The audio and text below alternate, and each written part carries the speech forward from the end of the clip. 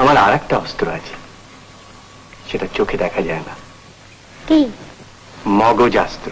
সত্যিকারের বাচ্চাদের সঙ্গে মিশতেন, বাচ্চা বলে তাদের ছোট ভেবে নয়। উনি আর একজন মানুষের সঙ্গে কথা বলতেন, সেই তারই একটা যেন ছোট্ট চাকলা উঠে এসেছে ফেলুর মধ্যে। এখানে আমার এই দুটো ফেলু ছবিতে নিঃসন্দেহে কোন ছবিটা দেখে আমি অনেক ভাবনার মধ্যে যাই, সেটা জয়বাবা ফেলু না। যে এই মেকারের কি আশ্চর্য রূপ সৃষ্টির ক্ষমতা, যে সে কাশির ওই ঘাটগুলোর এগেনস্টে এই গল্পটাকে ফেলেছে। আমিও আপনার নাম শুনেছি। নাম বলছেন কেন? বদনাম বলুন, সচ্চি কথা করুন। সে এইরকম চরিত্রের মধ্যে আনছে মগনলাল মেঘরাজের মতো।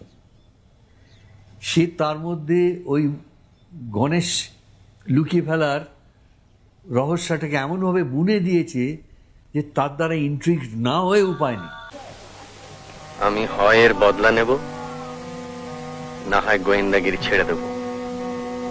বন্ধুর পাশে দাঁড়ানোর, বন্ধুর জন্য দাঁড়ানোর এমন একটা ইনস্ট্যান্স খুব কম বাংলার ছবিতেই তুমি খুঁজে পেতে পারো।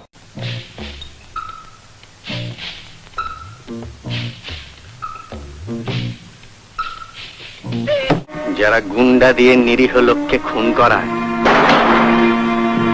যারা টাকার লোভে দেশের সম্পদ বিদেশে পাচার করে, এটা আমার কাছে খুব ফ্যাসিনেটিং, ইন্টারেস্টিং এবং bordering on violence but not violent.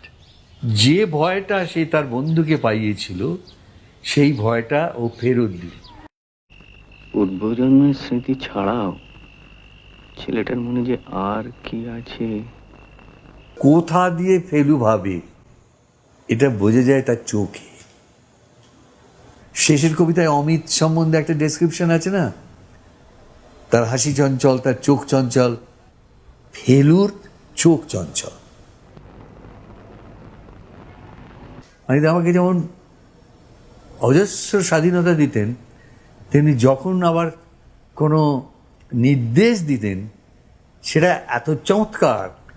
তা একটা রিহার্সাল এর খানিক্ষণ দুটো একটা দেখে মানে হঠাৎ বললেন, সৌমিত্র, যে হাতটা যখন কপালে নিয়ে গিয়েছ তখন ওখানে একটু ড্রামিং করো। সকাল থেকে উটের ভয়ে ছিলাম সবাই সিটিয়ে,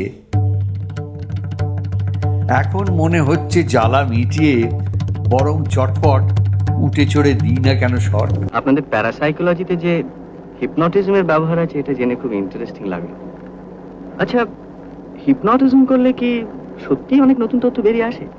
সেই শটটা মানে দ্যাট জাস্ট চোখ তুলে ওকে বলে যেই বললেন, তৎমুহূর্তে পেছন থেকে একটা ট্রাক এসে ধাক্কা মারল।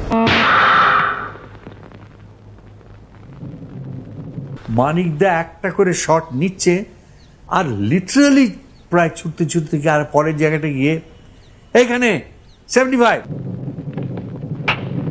শাবাশ তোপসে। সমস্ত টিমটা এত উদ্দীপিত হতো। আমরা সত্যি একই বলে প্রেরণা। If the leader is like that, তাহলে বাকিরাও তাদের সব থেকে ভালো জিনিসটা দেবে। আমাকে রাস্তায় দেখা হলে ছেলে মেয়ে, কিশোর কিশোরী, তারা সবাই ফেলুদা ফেলুদা করে চেঁচায়, ফেলুদা বলে ডাকে। আমার কিরকম একটু খারাপ লাগতে শুরু হলো। আমি কি তারা অপু বলে ডাকে না, গঙ্গাচরণ বলে ডাকে না, কিন্তু এই যে লক্ষ লক্ষ অল্প বয়সী মানুষের ভালোবাসা, এটাই একটা নির্দেশের মতন আমার মনের মধ্যে এসে পৌঁছতে আরম্ভ করলো যে আমার অপু, আমার গঙ্গাচরণ ঠিক সময়ে সে তার ঠিক স্বীকৃতিই পাবে।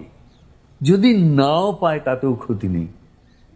ফেলু যদি এত অল্প বয়সের মানুষকে এতভাবে উদ্বেলিত করে থাকে, সেটি আমার সবথেকে বড় পাওয়া।